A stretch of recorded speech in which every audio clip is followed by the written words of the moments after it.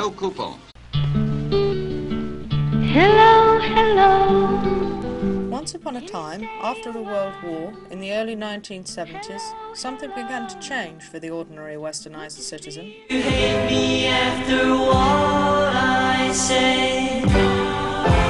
Can't put it off any longer. And the thing that began to seriously change was to have a grave and startling impact upon the lives of peoples across the Western world.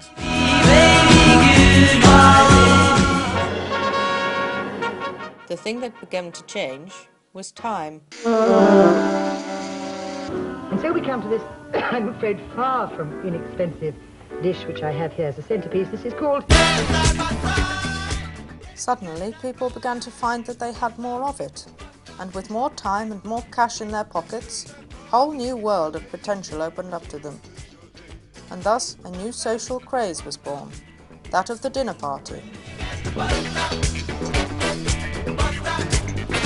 This is the story of how a whole generation of Britain's middle classes lost themselves in the forbidden delights of dinner party food and frippery, and were forced then to flee from it by a government hungry for control and determined to starve them of naughty fun. The dinner party phenomenon gave rise to a new style of dining, the likes of which had never been seen before, and which led to one of the greatest cover-ups that was to permeate through society and even went as high as the heads of government. I want to speak to you simply and plainly about the grave emergency now facing our country. The food of the time was brash, bright, colourful and fun, and seemed to go hand in hand with other emerging fashions of the day, such as naturism, wife-swapping and S&M parties. But there was an underlying malignancy that lurked in every vol au vent and bubbled deep within every cheese fondue. At the same time, paranoia about food production was growing as more people gave up old-fashioned cooking for boxed and wrapped mass-produced food. How does it heat things then? Well, it's rather clever. The fear grew that soon robots would take the place of mothers in cooking the family meals. All the energy is going to go straight into the food. In this instance, it's water.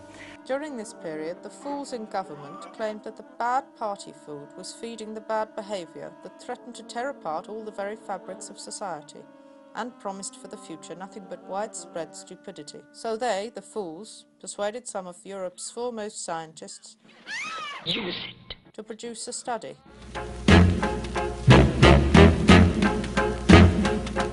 The findings were damning. The food, they said, was not only highly sensual and suggestive of all things sexual in style and form, like penises and boobs, but that, and bottoms, that it was so full of E numbers and chemicals like amyl nitrate, and was so addictive and bad for you, that it may as well have been cocaine and heroin that they were consuming. The results concluded this new mercurial mix of dinner party fun food and crazy drinks were sending people into a psychedelic frenzy, during which they couldn't be responsible for their actions. Effectively, it was melting their brains and turning people into party zombies, or at least that was the story the government scientists told. Did you tell that story? Yeah, that's a nice question, and it's both very easy and both very complicated. Did you lie to us, the people of Britain, about what the food contained? Yes. The problem in reality was that the scientists searched, and the more they searched, the less evidence they found. In fact, the scientists concluded it was just melted cheese with breads dipped in it, bite-sized filled pastry snacks, and cheese and pineapple on sticks.